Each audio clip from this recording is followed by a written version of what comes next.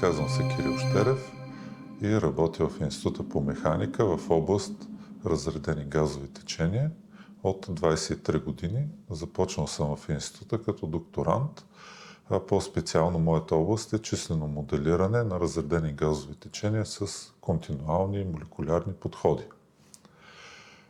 Най-новото в нашата работа е изследването на свързаното взаимодействие на разредени газови течения в микроразмерни области с еластични елементи. И това, което ние правим, е да моделираме разреденият газ с молекулярен подход, директна симулация Монте Карло, DSMC. Предимството на DSMC е, че той моделира неравновесните течения в газа на това ниво, които са недостъпни за континуалните модели.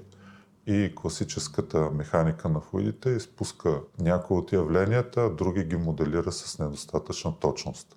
Това ни дава възможност да изследваме явления като резонанс и други специфични явления с тези микроеластични елементи. Те са важни, понеже в микросвета процесите протичат много бързо, от порядъка на 1 милиона и 1/100 000 от секундата и не винаги могат да бъдат изследвани с апаратура.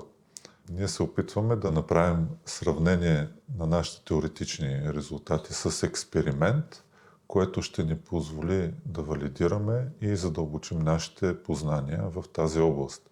Така тези явления ще бъдат управлявани по-добре и те са част от съвременните микро- и наноелектромеханични системи, които MEMS и NEMS, които се развиват много бурно.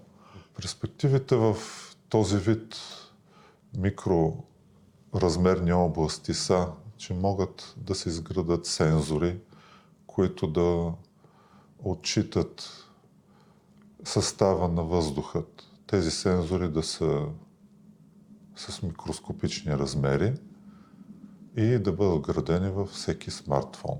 От друга страна, могат да отчитат много различни параметри на самия въздух и пак да са микроскопични, евтини за производство и много бързи, което за съвременната апаратура за отчитане на процеси в газове е предизвикателство да ги отчита с 1/100 000 част от секундата.